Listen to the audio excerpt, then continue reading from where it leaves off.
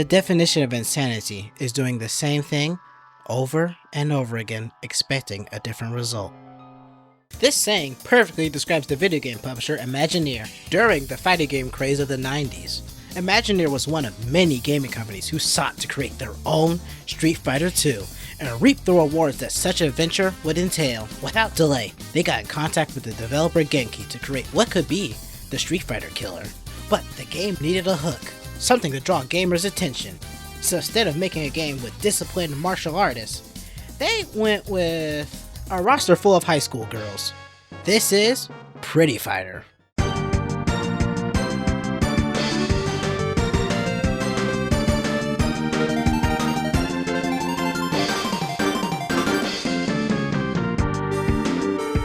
Pretty Fighter was released exclusively in Japan for the Super Famicom, and was never released in the arcades. This was because, obviously, this game was too good for the arcades, and gamers would not be able to handle its greatness. Pretty Fighter is a 6-button game with 3 punches and 3 kicks, and has normals that are special cancelable. Wanting to emulate Street Fighter 2 as close as possible, they had to include the basics. But unlike Street Fighter, they had no concept of hit stun, or even recovery frames. You can just spam normal attacks as much as you want, which seems broken at first until you realize the opponent recovers so fast and they can act between the hits, which leads to a very scrambly game. Now let's go over the first game's roster. Yes, you heard me, first game. There are other games in this series, and we will talk about them. And you'll definitely want to see what they did for the final game. I can't believe they released that game in the state it was in. Marine, the protagonist of Pretty Fighter, is a high school student and the only daughter of a fisherman. She likes playing shogi, but hates jellyfish and octopus. Marine is the Shoto of Pretty Fighter, complete with a fireball and an uppercut. But what's a protagonist without a rival? Meet Marine's rival, Minami Midorikawa, another high school student from a different school than Marine. And you see, the only thing she hates more than Marine is her hatred of gay men. Yeah, this game is really starting to show its age with this character. Anyways, her being one of 2 bigots in the roster, she is not really good. Most of her normals are only good for poking, and her special attacks are very unsafe on block. Next we have Juri. No, not that one. Juri is a 21-year-old woman who works in a security company. She loves disco and absolutely hates cockroaches. Juri is a rushdown character complete with moves that help her get in on her opponent. But because this game was probably made in a month, as soon as she gets in on the opponent, it's actually their turn and not hers. And her rushdown becomes their rushdown. So after she gets her ass whooped for rushing down, she might need to go to the hospital. Luckily, there is a nurse on the roster. Meet the nurse, Chris. And Chris's favorite hobby is doing laundry. Exciting, I guess. And she dislikes scary movies. Chris has amazing pokes and very fast special attacks to keep their pressure on your opponent. Next we have Oryu, or Ryoko Kiori. Yeah, for some reason, this character has 2 names in the game. I'm not sure the significance of that, maybe someone could tell me. She likes tea ceremonies and dislikes anything with red bean paste. She is an all-rounder character with options for everything. She can play far away, mid-screen, or rushdown. So do what playstyle fits you best. Now we have our next fighter, Ai Momoyama, who is a gymnast and the youngest fighter in the roster at 14 years old. You might want to remember that. She is a rushdown style character like Juri, but has unique ability to heal with one of her special moves. Oh wait! I forgot to mention her likes and dislikes. Alright. Ai likes bananas and hates men taking voyeuristic pictures of her in compromising positions. Ooh, that's not good. It looks like we need to call the police for whoever thought this was okay. Luckily, we have Keiko. She likes ice cream and hates spicy food. She is a close-range fighter with access to command grabs. This is a good time to mention that all grabs in the game are blockable. So any grapplers in the game are instantly bad. Poor Keiko. But she does not have it as bad as the resident grappler of the game, Yawara.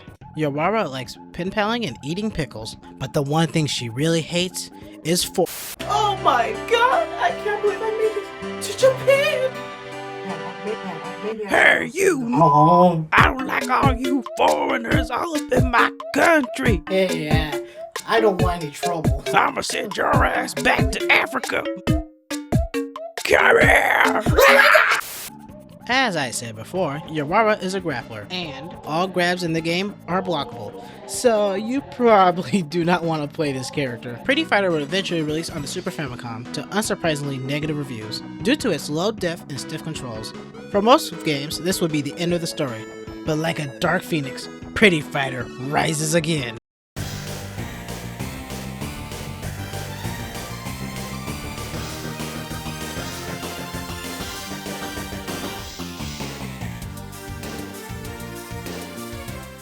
Pretty Fighter X was the next shot at redemption, and this time releasing exclusively to the Sega Saturn. This game was a new and improved version of the first Pretty Fighter. Imagineer got a different developer, Soul Corporation, who's most known for making Flintstones games. Some of the major changes made to this game was the art style, changing from pixel art to being hand-drawn. They also made the controls a little better and added more special moves for the existing cast, and thankfully making grabs unblockable. Another major thing added to this game was the introduction of cutscenes to the arcade mode. Every fighter gets an intro and an ending, while giving us more story content to learn about our fighters. Man, I can't wait to see what they did for Ai Momoyama's arcade mode. Oh, Jesus fucking Christ! They even added more stages and even more characters.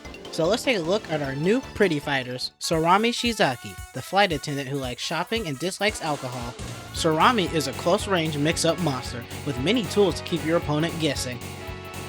Next we have Shizuka Minakami, the high school teacher, whose favorite hobby is horse race betting. Her whole game plan revolves around one move, Sokore Tatenasai, which is an attack that puts your opponent into a capture state.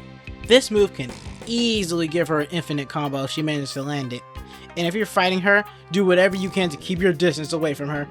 Tokiko Tsuchiya, the waitress who loves to go swimming and hates earthworms. Sorry, Earthworm Jim. Tokiko is a mid-range character whose special moves aren't really good and leave her at a big disadvantage. You will mostly be using her long-range normals, so play Tokiko if you want a long-range fighter. Finally, we have Pretty Fighter X's final boss, Maria Crystal. She is playable in the arcade mode and versus mode. Her being the final boss, she is obviously super busted, with the ability to play at any range. Use her projectiles and long-reaching normals to keep your opponents at bay, or go all in and rush the foe down. When you get in close, use her special move, Sister Lariat, to take away half of their health bar. I think it's safe to say there is no real downside to choosing this Pretty Fighter. Pretty Fighter X is a greatly improved version of the original Pretty Fighter, and as I said earlier, this game fixed many of the gripes players had with the previous game, like loosening up the controls to provide a smoother feel for the game. The addition of an actual arcade mode with animated cutscenes and the new visual style, even though I prefer the pixel art of the first game, do a lot to make this game feel like a whole new experience. However, the reviews of the game were not as favorable. Although an improvement from Pretty Fighter, this game was still seen as very bare bones, especially compared to the other fighting games present at the time. These games either had unique mechanics or breathtaking visuals, which Pretty Fighter had neither. This would be the end for any other game, but as I said before, Imagineer gave the series another chance.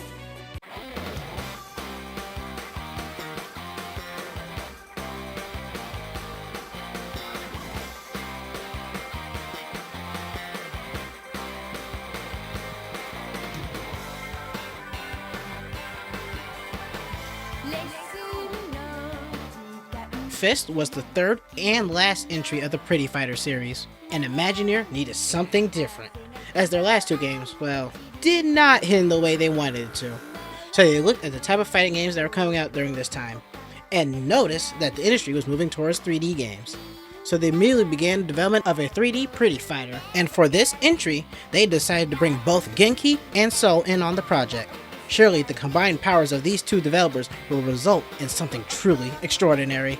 Even though they dropped the name Pretty Fighter, they kept 3 fighters from the previous game, Marine, Ai, and Maria, while the rest of the roster is all newcomers. In essence, this is Imagineer's third strike. The game was released for the PlayStation and Sega Saturn. I'll mostly be using footage from the Saturn version because the way the camera is positioned in the PS1 version makes me a little sick, and it'll probably make y'all sick too. Fist has similar controls to Virtua Fighter, with a punch, kick, and a block button. Characters have very few and very small attack strings, and they are all very slow. Safe to say, there's not very much depth to this game. So let's talk about the characters in this game. Of course, we have returning characters from Pretty Fighter, Marine, Ai, and Maria, complete with new movesets and designs. I won't be talking about movesets that much due to the cast being more homogenized this time around. So let's talk about our new pretty fighters. First, we have Bunny May, a girl dressed in a Playboy bunny outfit. Next, we have a Kunoichi dressed in purple named Tokikaze, and that's about it. As I said, there is very, very little to this roster. Next, we have Masami, who is dressed in what I think is a Tanuki outfit. Then we have, what's this? A dude in My Pretty Fighter? Anyways, his name is Arts, and maybe he was introduced, probably to entice a different type of crowd, in case, you know, the girls weren't cutting it this time. But you see, he is not the only male in the roster. Let me introduce you to the game's final character, Andy. Oh my god. That is quite an unfortunate design. You know, after starting these types of fighting game videos, it only took me 6 videos to find a racist depiction of a black character. I feel like this is going to happen more often in the future, sadly. Pretty Fighter was a series that was clearly made as a quick cash grab, and you may have noticed that the developers were never given enough time to make an adequate game, as both Genki and Soul were given less than a year to make each game. Each game was riddled with issues from clunky controls, infinites, sluggish movement, questionable character choices, and overall lack of polish. Pretty Fighter X is easily the best of these 3 games, with an actual arcade mode with anime cutscenes and improved controls. If any version is worth your time, it's definitely Pretty Fighter X. But you may be asking, whatever happened to all the parties involved in making this series? Genki is still in the video game industry, mostly making racing games, with Tokyo Extreme Racer being their newest game. Imagineer is also still around, with their most popular games being the fitness boxing series. They even managed to get the rights to Miku and Fists of the North Star for those games. And Soul Corporation died in a ditch. Anyways, I hope you enjoyed this video on this retro fighter, Pretty Fighter.